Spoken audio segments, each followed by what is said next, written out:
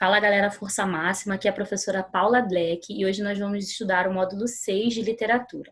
Esse módulo ele vai falar sobre os gêneros literários. Então, eu vou colocar aqui um quadro para vocês, para a gente poder acompanhar. Vamos lá.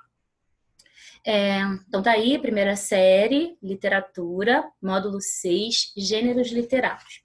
Então, a primeira coisa que a gente vai fazer é uma contextualização, galera. O seu livro, no início do capítulo, ele vai fazer essa contextualização e eu achei interessante que a gente começasse por esse ponto para que você pudesse entender como foi feita a categorização dos gêneros literários. Então, tá aí. Homem, gato, sapo, papagaio, jacaré, golfinho, andorinha, cobra e salamandra. Então, eu peguei uma seleção, uma lista de animais, e esses animais estão num grande grupo de seres vivos, tá? E aí, é possível separar esses seres por categorias, ou seja, por característica, os agrupando por características de semelhança. Então, eu decidi separá-los nessa lista: mamíferos, anfíbios, répteis e aves. Então, eu coloquei aí na nossa lista geral de seres vivos, eu categorizei 3 elementos na nossa lista de mamíferos: homem, golfinho e gato. Os anfíbios, sapo e salamandra. Dos répteis, cobra e jacaré. E as aves, papagaio e andorinha. Então, eu peguei e separei esses animais por categorias, que são construídas a partir de características gerais. Outro exemplo, quando você vai arrumar seu armário, seu quarto, né? Separar as roupas, tira todas as roupas do armário e vai separar as suas roupas por categorias, né? Então, eu vou colocar em uma parte do armário, aquela que eu não acesso com tanta facilidade, as roupas de frio, casacos, sobretudos, enfim, esses vestimentas que são mais pesadas. Em outra parte do meu armário, eu vou colocar as roupas de ginástica, as leggings, os tops, as meias para ginástica. Numa outra gaveta, coloco os shorts, as bermudas e as saias. Pendurados nos cabides, coloco os vestidos. Então, ao fazer isso, eu estou também categorizando, construindo setores dentro nesse meu guarda-roupa, agrupando esses objetos, essas vestimentas por categorias de semelhança. Black, o que isso tem a ver com gêneros literários? Então, foi exatamente isso que fez Aristóteles lá na Grécia Antiga, quando ele decidiu classificar os textos e as produções textuais produzidas na época. Então, ele percebeu que as produções elas tinham características que as assemelhavam. E aí, ao fazer isso, ele construiu, né, a categoria dos gêneros literários. A princípio, foi estabelecido apenas 3 gêneros literários: o gênero lírico, o dramático e o épico. E mais para frente surgem, com a evolução das produções literárias, o gênero narrativo, que vai ser um desdobramento de um desses gêneros que eu acabei de falar. Mas eu não vou adiantar essa aula, porque esses gêneros literários serão trabalhados em vídeos diferentes, em videoaulas diferentes, porque o seu livro ele vai trazer a categorização desses gêneros literários em cada um dos capítulos. Então, esse capítulo vai tratar da introdução dos gêneros literários e falar do gênero lírico. Os próximos vão falar sobre o gênero dramático, o gênero épico e o gênero narrativo. Ok? Então, a gente não vai falar muito detalhadamente desses gêneros agora, mas já fique aí ciente que os próximos vídeos vão trazer a explicação para cada um desses gêneros. E aí, nesse meio, né, nessa tentativa de categorizar os gêneros literários, Aristóteles ele decide separar os gêneros, dividir por características. Então, modernamente, a gente tem uma definição para gêneros literários, que são divisões feitas em obras literárias de acordo com as características formais. Então, é importante a gente pensar na forma que o texto, né, apresenta, agrupando-os segundo os critérios estruturais, contextuais, semânticos, entre outros critérios. Então, é importante você lembrar que ao separar os textos em gêneros literários, as observações feitas para fazer essa separação está diretamente ligada com a estrutura, o contexto e a forma que esse texto vai ter. E aí, como eu disse, na aula de hoje nós vamos estudar o gênero lírico. Então, eu coloquei aqui para vocês um instrumento musical. Eu não sei se vocês conhecem, mas esse instrumento musical se chama lira. No seu livro, ele vai aparecer na sua forma mais clássica, como um instrumento de cordas, né? Você já deve ter visto também em desenhos animados, aquela harpinha que os anjos tocam. Então, a lira é uma espécie de harpa, instrumento de corda, é isso que está aparecendo aí na sua tela. É uma lira moderna. E por que eu coloquei esse instrumento musical aí no meio da nossa aula? Porque o gênero lírico, ele advém de um gênero que era cantado. Ele tem a sua origem nas composições que eram feitas para serem cantadas, acompanhada de instrumentos musicais. E um desses instrumentos é a lira. Por isso, gênero lírico. Daí vem o nome. Então, a lírica clássica, assim como é conhecida, aqueles textos que são produzidos para serem acompanhados por instrumentos musicais, poderia ser de modo genérico comparada ao que a gente vê hoje como a poesia. Entretanto, para ser mais específico, é possível dizer que os poemas líricos seriam aqueles que expressam sentimentos, apresentando uma visão particular de existência. Então, eu vou já abrir um parêntese aqui para você, que é em relação à origem do gênero lírico. Em suas produções iniciais, o gênero lírico era feito para expressar sentimentos e emoções. Esses textos, eles eram emanados, eles eram envoltos em sentimentalismos, tinham um cunho subjetivo, ou seja, um olhar particular do eu lírico, do poeta, em relação à cena e à vivência, ao que estava ao seu redor. E como esse eu lírico, ou poeta, eu não vou fazer essa distinção agora, farei mais à frente, esse eu lírico ou poeta observava e reagia ao seu entorno. Então, a lírica clássica tem a ver com a exposição dos sentimentos. Black, por que você está falando de lírica clássica? Tem uma outra? Sim, tem a lírica moderna. Galera, assim como tudo evolui na vida, o gênero lírico também evoluiu ao longo do tempo. E aí, nós temos produções literárias, líricas, que não só se prendem à exposição de emoções e sentimentos. Os textos modernos, líricos modernos, podem sim expressar outras perspectivas, como crítica social, reflexão existencial, até textos meramente descritivos, então compostos em forma de poema. Então eu preciso entender que a lírica clássica tem a sua base na subjetividade poética, no sentimento. A lírica moderna tem a ver com a exposição de outras perspectivas por parte do eu lírico. Então, ele vai poder refletir dentro da lírica moderna sobre a existência, fazer uma crítica social. E aí, eu coloco para você um exemplo de lírica clássica, um poema de gênero lírico clássico, tá? Esse poema é da Safo de Lesbos, né, uma província grega antiga.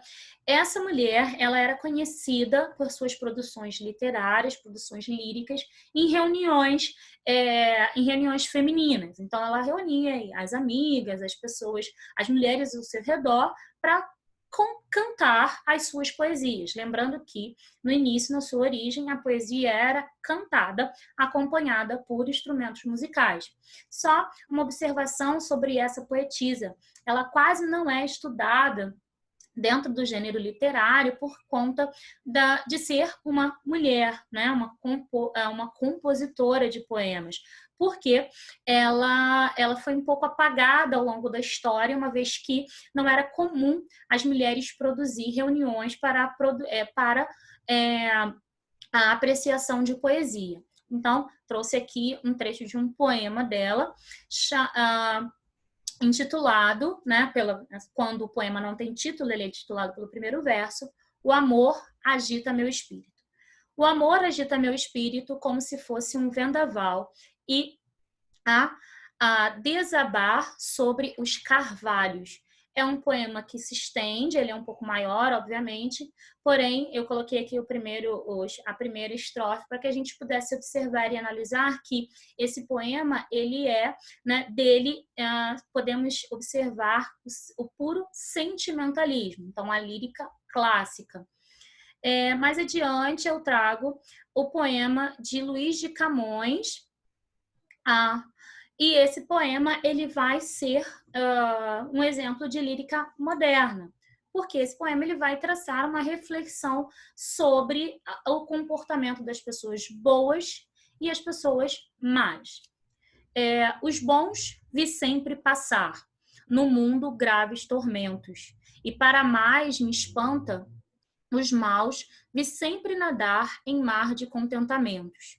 Cuidando alcançar assim o bem tão mal ordenado, fui mal, mas fui castigado, assim que só para mim, ante o mundo consertado. Perdão, assim que só para mim anda o mundo só consertado. E aí, galera, o que acontece? Esse poema, você consegue perceber que ele não tem tanto sentimentalismo. O poeta aqui não está triste, não está feliz, não está expressando amor, alegria, tristeza, felicidade. Nada disso. Aqui há uma reflexão crítica feita por Camões em relação ao seu redor, né? As pessoas que estão ao seu redor. Então, as pessoas boas passam por tormentos, passam por provações. E as pessoas ruins estão sempre em mares de contentamentos. Qual é a diferença, né, do poema da lírica clássica para a lírica moderna? A lírica clássica vai se prender apenas às questões sentimentais, subjetivas. A lírica moderna vai traçar uma perspectiva mais ampla e de observação da realidade, né? E, obviamente, é uma observação subjetiva, porém, pode ter também um ponto crítico e uma reflexão existencial, como faz aqui Camões nesse poema. Bom, vamos pensar um pouquinho nas características do gênero lírico. O gênero lírico é aquele texto escrito em versos e estrofes. Se você, né, bem observou o poema de Camões anteriormente, cada linha escrita por Camões é chamada de verso. Então, o verso é a linha poética. A estrofe é o agrupamento de versos, e quando há como eu percebo que essa estrofe ela se finalizou? Quando há uma linha em branco entre uma estrofe e outra. Há versos que são compostos por várias estrofes, ou há poemas, né, que são escritos aí apenas com uma estrofe, curta ou longa. Eu falei no início dessa aula sobre poema, poeta e eu lírico. Qual é a diferença, né? O poeta é aquele que escreve a poesia, ele é o autor daquele texto. Assim como eu tenho o autor do texto narrativo, eu tenho o poeta como o escritor daquele texto. O eu lírico é a voz que fala dentro do poema, é a partir dessa voz que o poeta se coloca dentro do texto lírico para fazer as suas reflexões e externalizar as suas impressões em relação ao mundo. Assim como eu tenho a dicotomia, a dupla, né, autor e narrador, eu também tenho a dupla poeta e eu lírico. Então, assim como o narrador é a voz que fala dentro do texto narrativo, a voz que fala dentro do texto lírico é o eu lírico, também chamado de eu poético. Bom, outra característica importante do texto lírico é a musicalidade. Falei também no início dessa aula sobre os textos líricos clássicos serem acompanhados por instrumentos musicais. Só que, obviamente, hoje não precisamos, né, ao ler um poema, fazer uso de algum instrumento musical, não que seja proibido, mas que a gente sim pode, né, colocar aí um instrumento musical nos acompanhando, mas não é necessário, não é comum atualmente. Mas a musicalidade do texto lírico, ela permanece através de outros elementos.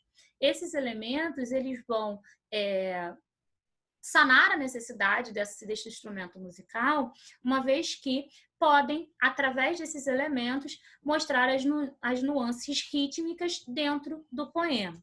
E esses elementos são o metro, ou a métrica, e a rima. Falaremos de cada um desses elementos mais detalhadamente à frente, mas vamos ler aqui a definição. Então, o metro, ou métrica, é a extensão determinada pelo número de sílabas métricas. Então, a alternância entre sílabas átonas e tônicas vai ser usada, por exemplo, para determinar a métrica de um poema, e assim estabelecendo um certo tipo de musicalidade quando lemos esse texto lírico. A rima é a ocorrência de repetições sonoras nos finais dos versos, ou também no meio dos versos, quando a gente fala de rimas internas. Falaremos nessa aula especificamente das rimas externas, um pouco mais adiante. O que é metrificação? Então, vamos lá. O primeiro momento, é o que vai fazer, né? Vai estabelecer, um dos critérios de musicalidade, e a metrificação é a alternância entre essas sílabas dentro do verso. Veja aí a definição. A metrificação é uma forma utilizada na poética para a medição dos versos, sendo, portanto, o estudo dessa medida. Então, a metrificação é a medida dos versos, sonora dos versos. Ela é feita mediante a escansão, que consiste na contagem dos sons e dos versos a partir da elevação dos ritmos e tonicidades das palavras, uma vez que a poesia teria originalmente a função de ser cantada. Esses fatores desempenham particular importância, visto que o efeito desejado era obtido através da regularidade ou irregularidade dos versos. Então, galera, olha só, a métrica é a alternância da tonicidade e do ritmo de leitura entre que eu coloco nas palavras quando eu faço a leitura de um texto lírico. A metrificação, ela é feita através das sílabas tônicas e átonas. Mas é preciso que você se atente que as sílabas poéticas são diferentes das sílabas gramaticais. Você sabe fazer separação silábica, por exemplo. Você tem uma palavra, você vai fazer a separação silábica dessa palavra. Normalmente, como você aprendeu aí no ensino fundamental. Porém, a escansão ou metrificação é feita a partir do viés de tonicidade. Então, da leitura das sílabas átonas ou tônicas. Eu coloquei um exemplo de antes há aqui a distinção, né, entre sílabas literárias e sílabas gramaticais, como eu falei. Sílabas literárias são as sílabas poéticas e a contagem é feita através da tonicidade. E as sílabas gramaticais são as divisões gramaticais, como você aprendeu no ensino fundamental e na divisão das sílabas. Eu coloquei um exemplo de Fernando Pessoa, né? No seu lado direito aí da tela, nesse círculo está aparecendo para você o poema, a estrofe a qual eu fiz a escansão. Eu tenho aí, o poeta é um fingidor, finge tão completamente que chega a fingir que é dor, a dor que deveras sente. Esse poema de Fernando Pessoa, essa estrofe inicial, eu separei aqui para vocês, né, em sílabas gramaticais e sílabas poéticas, literárias, para fazer a escansão. Então, percebam que na linha de baixo eu tenho a distinção, né, a separação silábica desse verso. O poeta é um fingidor. Tá aí 9 sílabas gramaticais. Se você ler a mesma divisão, você vai perceber que acima eu tenho 7 sílabas literárias. Black, como isso? Porque ao ler esse verso, ao fazer a leitura desse verso, nós fazemos uma junção de sons. E isso que é observar a escansão. Então, eu não leio o poeta é um fingidor. Eu não leio dessa forma. Eu leio o poeta é um fingidor. Percebam que a última sílaba da palavra fingidor é uma sílaba tônica, por isso ela vai ser contada durante a escansão. Um outro exemplo, né, um outro exemplo é o terceiro verso, que também tem, né, como final aí a palavra dor, e essa dor, por ser um monossílabo tônico, também vai ser contado durante a minha escansão. Agora, percebam no segundo verso, finge, finge tão completamente.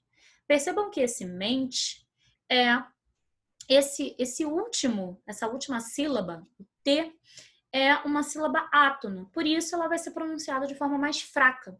Quando isso acontece, eu tenho aí a não contagem dessa sílaba. Ela não vai ser contada durante a escansão e, ao fazer a contagem, você vai perceber que existem aí 7 sílabas literárias e não 8, como as sílabas gramaticais. Fim, G, tão, completamente. Eu só conto até o men. O T, ele é pronunciado, mas ele é pronunciado tão fraquinho ao final da sílaba que ele, para a escansão, ele não é contabilizado. E aí, né, você consegue perceber a escansão de todos esses versos dentro dessa estrofe de Fernando Pessoa. Ao contar as sílabas literárias, eu posso sim classificar os meus versos, tá? Então, se eu tenho apenas uma sílaba métrica ou uma sílaba poética, esse verso é chamado de monossílabo.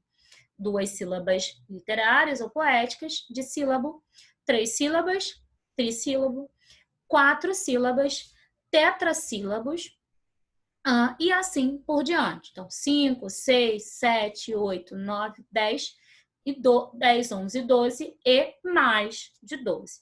Então, você consegue perceber, no seu livro a gente também tem essa classificação das sílabas métricas, dos versos pela contagem de sílabas métricas, e coloco também uma observação que aparece aí no seu livro em relação ao tipo de verso. Então, quando o poema, né, os versos que compõem uma estrofe, eles têm o mesmo número de sílabas poéticas, eles vão ser chamados de isométricos. Eu analisei a estrofe e aí eu percebi que essa estrofe apresenta versos com a mesma quantidade de sílabas poéticas. Eu vou chamar esses versos de isométricos.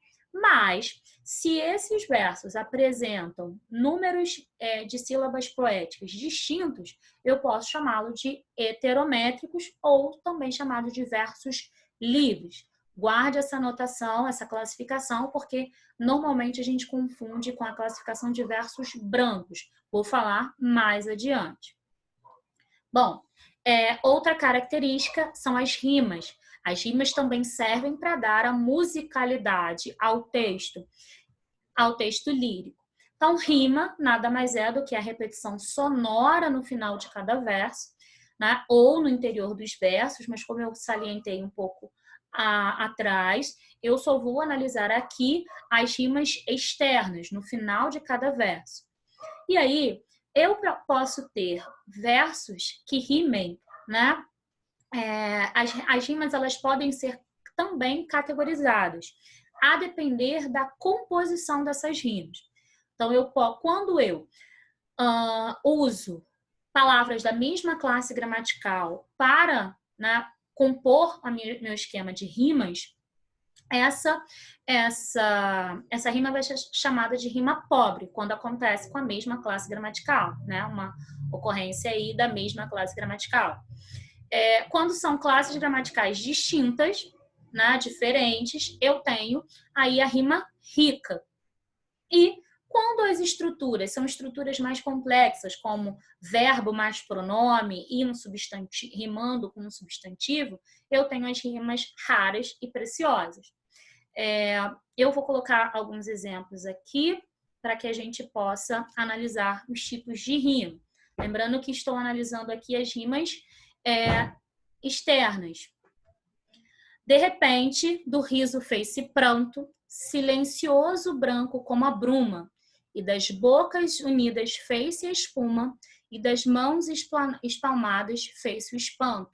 Percebam aí que eu tenho a rima entre pranto e espanto, bruma e espuma, que são substantivos. Logo, esses versos de Vinícius de Moraes caracterizam, exemplificam as rimas pobres. Aqui, logo embaixo, de Olavo Bilac, mais que nas formas se disfarce o emprego do esforço, trama viva se construa, de tal modo que a imagem fique nua, rico, mas sóbrio, como um templo grego. Eu tenho a palavra emprego e grego, que são classes gramaticais diferentes, né? O emprego é um substantivo, templo grego, grego é um adjetivo, logo eu tenho aí uma rima entre classes gramaticais diferentes. E aí eu tenho uma rima rica, mas continua aqui no meio do verso, né? Construa e nua. Construa é um verbo e nua é um adjetivo. Então, aí eu tenho também classes gramaticais diferentes e, por isso, eu tenho uma rima rica. Percebam que eu destaquei aqui o verso de Augusto dos Anjos, entre a palavra, a construção, né, de verbo e pronome e o substantivo abaixo, então, distingue-a e a língua. Essa construção aqui caracteriza uma rima rara, ou também chamada de rima preciosa. No finalzinho do seu livro de literatura, lembrando o módulo 6, vai trazer 3 tipos de figuras de som, figuras de linguagem. Essas figuras de linguagem são a aliteração, a assonância e a onomatopeia. A aliteração nada mais é do que a repetição de sons vocálicos. Veja aí o verso de Cruz e Souza: vozes veladas, veludadas vozes, volúpias de violões, vozes veladas. Olha quantos sons, quantas palavras com a consoante V. E ao fazer isso, o Cruz e Souza, né, ele reproduz aí no seu poema uma figura de linguagem chamada aliteração. O segundo tipo de figura de som que aparece no seu livro é a assonância. A assonância também é repetição sonora, só que nesse caso é repetição de sons vocálicos. Formas alvas, brancas, formas claras, de luares, de neves, de neblinas. Formas vagas, fluidas, cristalinas. Eu tenho a repetição das vogais O e A nessa construção também de Cruz e Souza. E aí eu tenho a assonância. E a onomatopeia é reprodução de sons, a tentativa de escritura, de reprodução dos sons da natureza. Essa reprodução ela é possível ser vista no poema de Álvares de Campos, que é um dos, né, pseudônimos de Fernando Pessoa, quando ele tenta, né, reproduzir aí com esses R's o som das engrenagens, das máquinas, das rodas. Bom, é isso, galera. Eu espero que eu tenha ajudado. Até a próxima.